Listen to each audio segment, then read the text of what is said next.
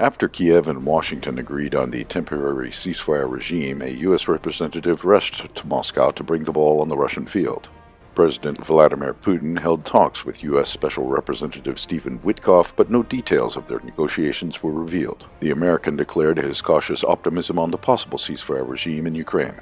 Of note, Putin also called the Crown Prince of Saudi Arabia Mohammed bin Salman, who is a mediator in negotiations on Ukraine.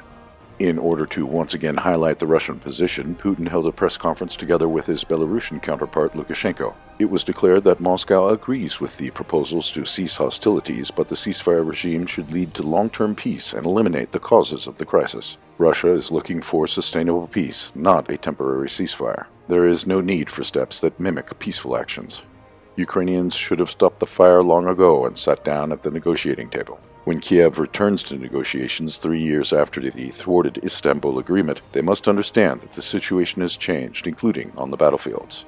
Kiev is trying to play the game of nobility when its scattered army cannot stop retreating on all the front lines and its units are blocked in the Kursk region. The Russian troops took control of the entire agglomeration around Sudza. Ukrainian soldiers have no strongholds left for defense, and they are forced to retreat from the Russian soil by foot under heavy fire.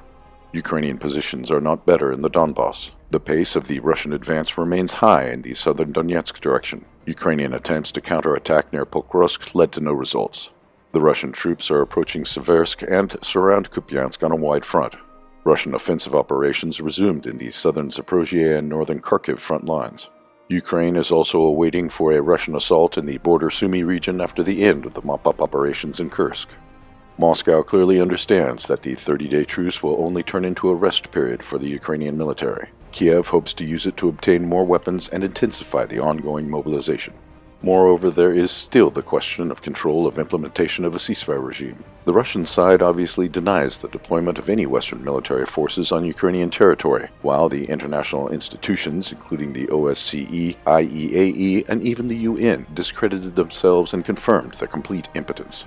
While Zelensky is playing drama queen, acting out in the White House, then denying to cease fire after his army was destroyed and the entire country was sold out, Moscow's position remains tough. Russia is ready to continue its military operations, being open for meaningful dialogue aimed at a sustainable peace without sacrificing its interests and security.